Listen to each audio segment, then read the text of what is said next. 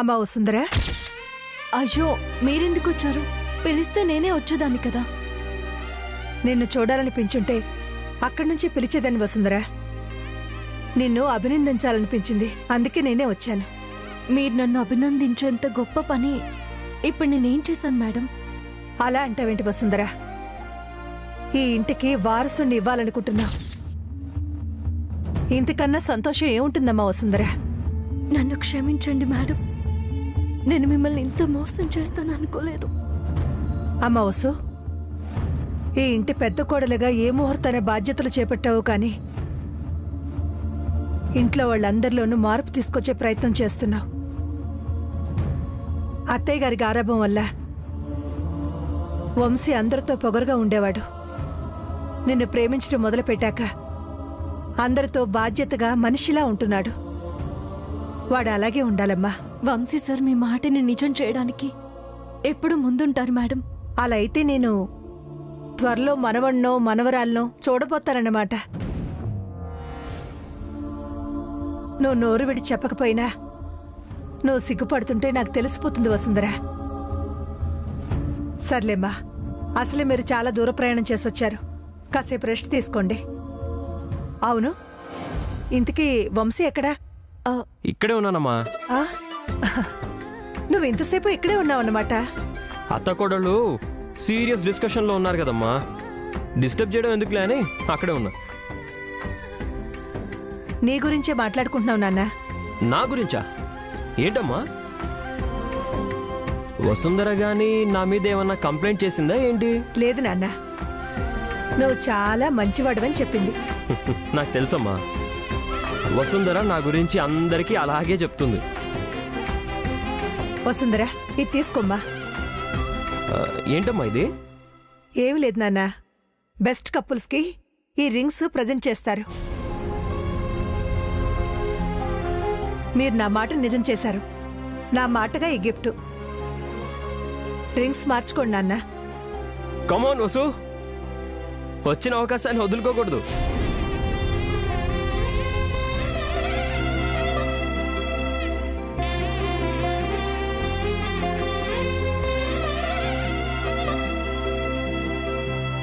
అమ్మా పట్టుకో. వసు, ఫస్ట్ నేనే ఇటు.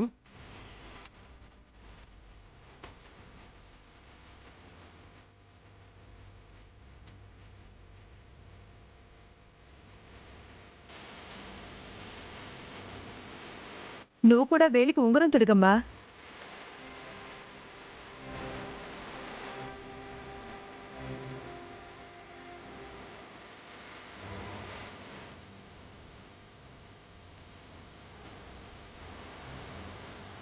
వసు, జరిగిన దాని గురించి మర్చిపో. అమ్మాయి ఇంటికి వారసుడు వస్తాడని సంతోషపడుతుంది. అది నిజమయ్యేలోపు మన బాధ్యతలను కూడా మనం పూర్తి చేద్దాం, ఓకే?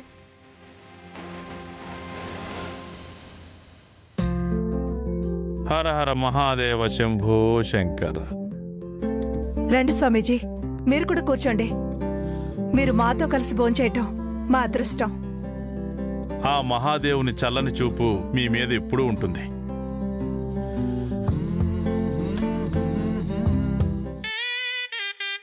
ఏమైంది ఆనంద్, నువ్వెందుకు లేచావు? అలేఖ్య గారే ఈరోజు ఇవన్నీ వండారన్నయ్య. అందరికీ వడ్డించడంలో నేను కూడా సాయం చేద్దామనుకుంటున్నాను. పైగా భవిష్యానంద స్వామి కూడా ఈరోజు బంతిలోనే కూర్చున్నాడు కదా. ఆయన ఆహారం హారతి కర్పూరం. నేనే వెళ్ళి తీసుకొస్తానన్నయ్య.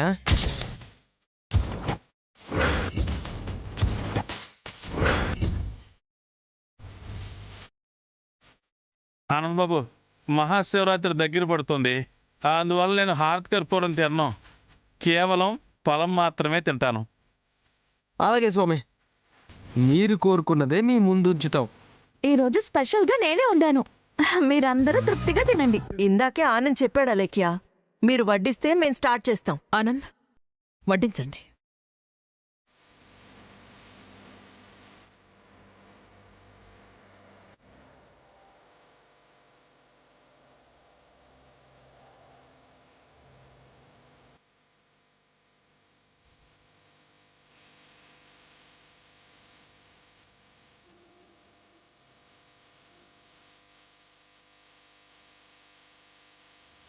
అదేంటి ఆనంద్, స్వామివారికి వడ్డించలేదే?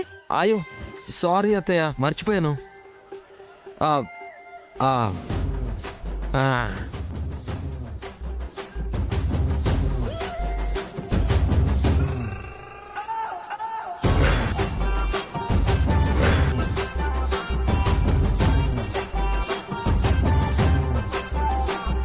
ఆనంద్, స్వామివారి దాన్ని ఎలా తింటారు? కట్ చేసి ఇవ్వు.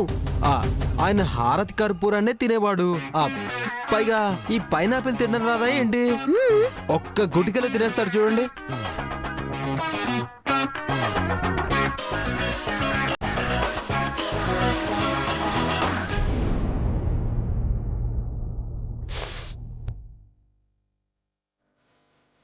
ఏమైంది నాన్న? మొన్న ప్రమాదంలో చేతికి దెబ్బ తగిలినట్టుందమ్మా. అప్పుడు తెలియలేదు, ఇప్పుడేమో భోజనం చేయనివ్వట్లేదు. సర్లేమ్మా, నేను స్పూన్తో తింటానులే. ఆగండి వంశీ సార్.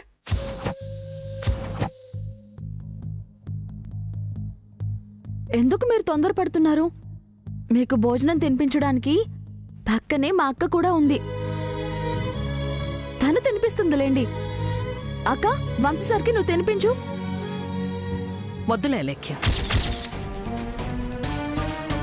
వసుంధర కూడా గాయాలయ్యుంటాయి. ఐరేంద్రి, నువ్వు వెళ్ళి వంశీకి అన్నం తినిపించు. నేనా అమ్మా? చిన్నప్పుడు ఎప్పుడో వంశీకి గోరుముద్దలు తినిపించాను.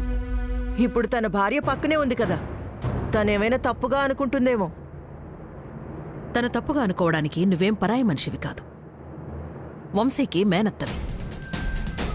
పర్వాలేదు, తినిపించు. వదిలేండి అత్తయ్య, వసుంధరుంది కదా. వంశీకి అన్నం తినిపించడం తనకేం భారంగా అనిపించదు. నువ్వు చెప్పావు, తను మాత్రం చెప్పలేదు. వంశీ సార్కి భోజనం నేనే తినిపిస్తాను మేడం.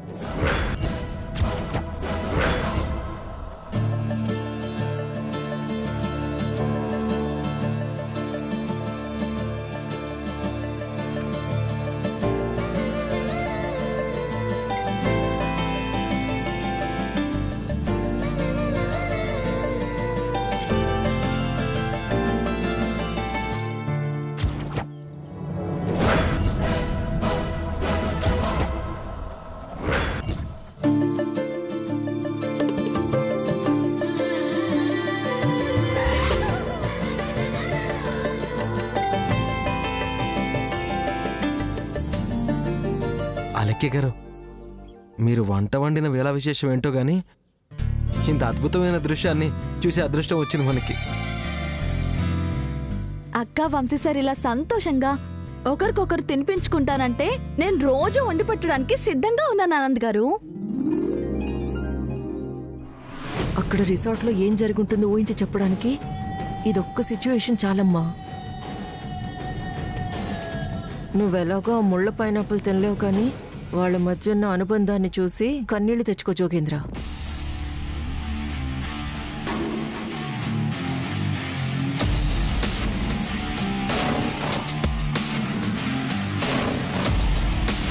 అత్తయ్య, ఏంటప్పు, భోజనం చేయకుండా అప్పుడే లేచేసావు? చాలు, నాకిప్పుడు ఆకలిగా లేదు. మీరు భోంచేయండి. అమ్మా, అత్తయ్య. అమ్మా, నేను వెళ్ళి అమ్మని తీసుకొస్తాను వదినా. అత్తయ్యకు నానమ్మకు మీరు వండిన వంటలు నచ్చలేదేమో అలక్య గారు.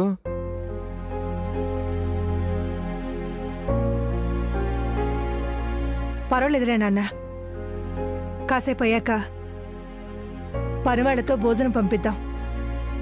మీరు కూడా భోంచేయండి. హర హర మహాదేవ శంభో శంకర. నాయన, నాకు పూజకి సమయం ఆసన్నమైంది. నీకు నేను బయలుదేరుతాను. లోపల తింటా. లోపల తింటానే.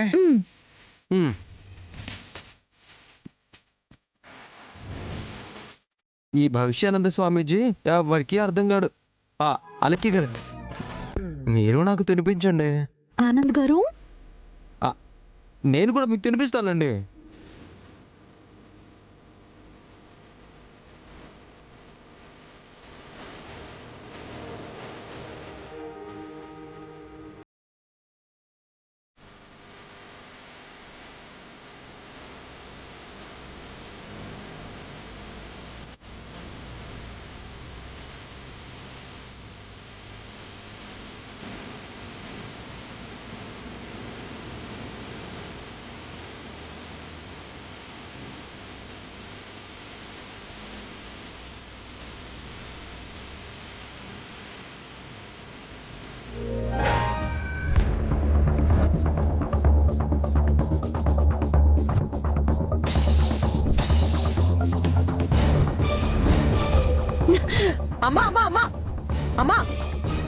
ఏంటిది?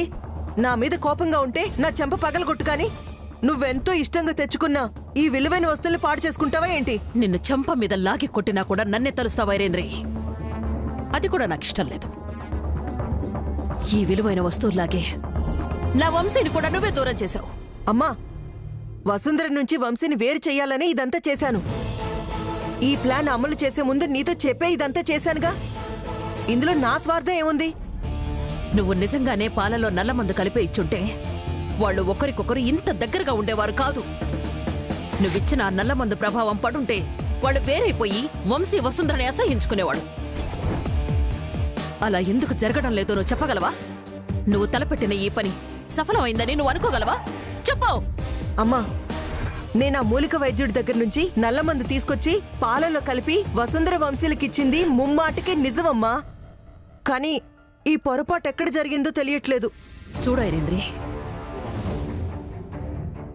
అంతా సవ్యంగానే జరుగుతుందన్న ఆనందంలో నీ బుర్ర ఎప్పుడో పాడైపోయినట్టుంది.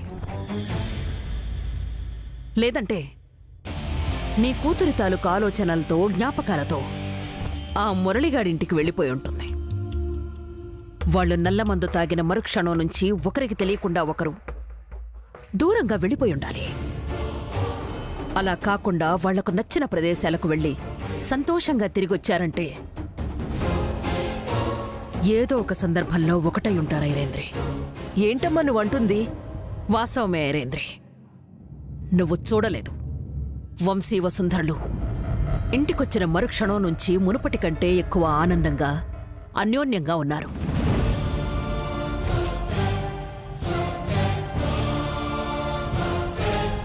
నేనుండే ఇల్లని వసుంధరకి తెలిసినా వంశీతో కలిసికట్టుగా ఉంది అంటే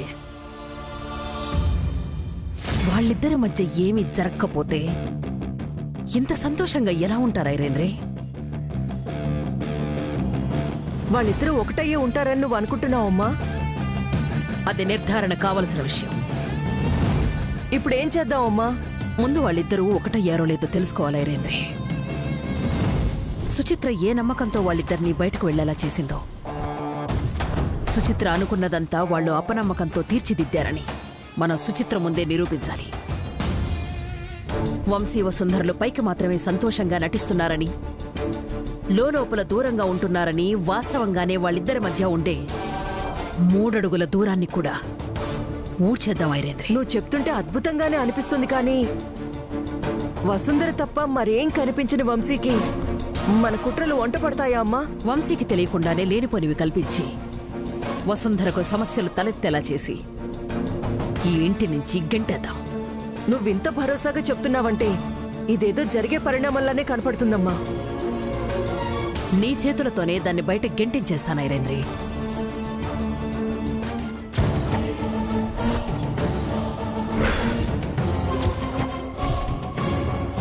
చూసావక్క, అందరికీ న్యాయం చెప్పే అపర్ణదేవి గారే నీ మీద ఎంత కుట్ర పన్నుతున్నారో. ఈ ఇంట్లో నన్ను ప్రేమించే మనిషి వంశీ సార్ మాత్రమే అలేఖ్య. ఎప్పటికీ ఆయన నాకు తోడుగా ఉంటారు. అక్క, నిజంగా మీరు హనీమూన్కి వెళ్లారు, అక్కడ మీరు ఒకటవ్వలేదా? లేదా లేఖ్య,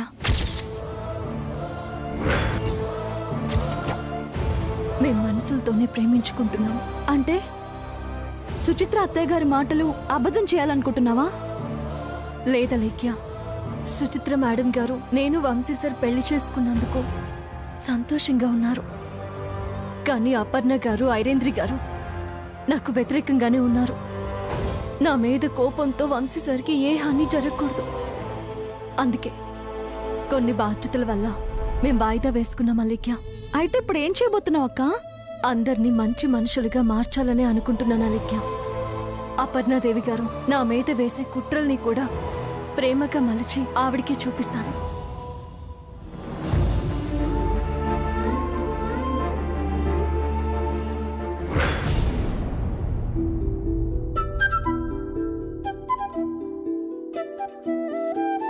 శ్రీవారు, ఏంటిది? నాకు పట్టరాని సంతోషంగా ఉందండి. నా నుంచి ఆ సంతోషం పోకూడదని, మిమ్మల్ని వదులుకూడదని పట్టుకున్నానండి. ముందు మీరు వదిలితే నేను కూడా మీ మొహంలో సంతోషం చూస్తాను.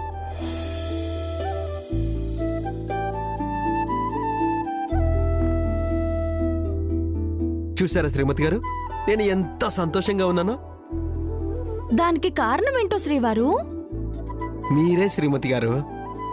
మీ వల్లే అన్నయ్య వసుంధర గారు మరింత దగ్గరై ఒకరికొకరు భోజనం తినిపించుకున్నారు. అన్నయ్యని వసుంధర గారిని దగ్గర చేయడానికి ఇదే మొదటి ప్రయత్నం అనుకుందాం. మీరు అనుకుంటే సరిపోతుందా శ్రీవారు? ఐరేంద్ర గారు పెద్దమ్మ గారు కూడా అనుకోవాలి. చూశారుగా, భోజనం చేయకుండా ఎంత కోపంగా వెళ్ళిపోయారు. ఆ కోపం ఇంకొన్నాళ్ళు మాత్రమే ఉంటుంది శ్రీమతి గారు. ఎందుకంటే అన్నయ్య వదినని మనం ఇంకా దగ్గర చేస్తే మన ఇంటికి వారసుడు వచ్చాడు. ఎందుకు రాడు? వస్తాడు. అప్పుడు ఆ బాబుతో నాన్నమ్మే మొదటి ఫోటో దిగుతుంది. మన లైన్ కూడా క్లియర్ అవుతుంది. ఏమంటారు శ్రీమతి గారు? మీరు ముందే సిగ్గుపడిపోకండి శ్రీమతి గారు. హనీమూన్కి ఇంకా టైం ఉంది. నాకు కూడా గోరుముద్దలు తినిపించి మరోసారి నా మనసుని గెలుచుకున్నారు. అందుకే మీకు కృతజ్ఞత చెప్పడానికి ఇలా వచ్చాను.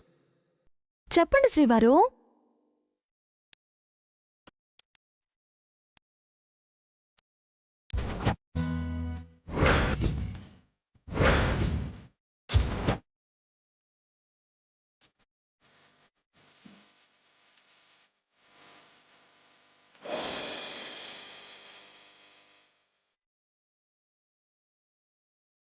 శ్రీమతి గారు,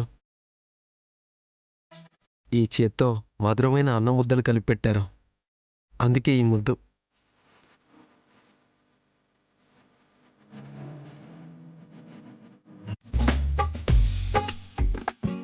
శ్రీవారు, థ్యాంక్ యూ సో మచ్.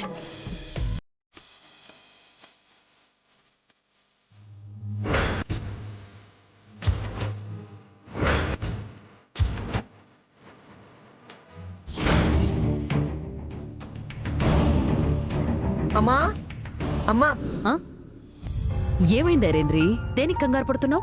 అదేంటమ్మా ఏమీ ఎరగనట్టు అలా అంటావు? వంశీ వసుంధరలు ఒకటయ్యారో లేదో తెలుసుకోవడానికి మనం గట్టి ప్రయత్నమే చేస్తున్నాం కదా. ఇప్పుడు దాన్నే అమలు చేయబోతున్నాను. వంశీకి కొంచెం దెబ్బ తగిలితేనే తట్టుకోలేవు. వంశీ మీద ఇప్పుడు ఏమైనా విషప్రయోగం చేయబోతున్నావా? ఐరేంద్రి, వంశీ నా వల్ల మోసపోతాడంటే నన్ను నేను ఎప్పటికీ సమర్థించుకోలేను. ఇప్పుడు నేను చెయ్యబోయేది కేవలం నిజం తెలుసుకోవడానికి మాత్రమే. మనం అడిగితే ఏం చెప్తారమ్మా? అందుకే ఐరేంద్రి, తనకి కొత్త డ్రెస్ ఇవ్వబోతున్నాను. దీనివల్ల మనకు కలిగే ప్రయోజనం ఏంటమ్మా? వంశీకి నేనిచ్చే ఈ లాల్చీకి దుబాయ్ అత్తరు పోయించాను. ఈరోజు వంశీ ఈ బట్టలు వేసుకుని పడుకోవాలి. అలా పడుకుంటే ఈ మత్తులో ఉన్న మాయ వసుంధరని వంశీకి దగ్గర చేస్తుంది. వసుంధర కంటిన పరిమళం ద్వారా వాళ్ళిద్దరి మధ్య ఏం జరిగిందన్న విషయం నాకు తెలిసిపోతుంది.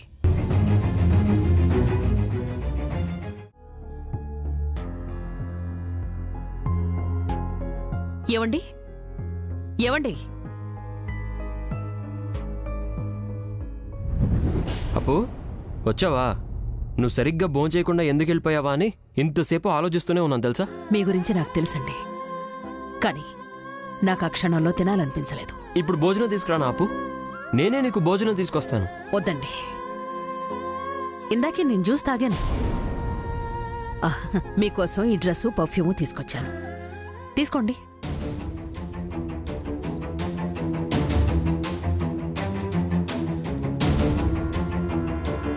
అయినా ఇప్పుడు ఇవన్నీ ఎందుకు అప్పు? మీకు కొత్తగా పెళ్ళైంది కదండి, ఇంకా ఈ టీషర్టు నైట్ ప్యాంట్లో అవసరమా? పద్ధతిగా రాత్రి సమయంలో లాల్చీ వేసుకోండి, ఎంతో బాగుంటుంది. అవునా అప్పు? నా కోసం నువ్వు కూడా మోడర్న్గా మారిపోయావా? అవునండి, నేను మీకోసం ఎలాగైనా మారగలను. వెళ్ళండి, వెళ్ళి ఒకసారి వేసుకోనండి, ఎలా ఉందో చూసి చెప్తాను.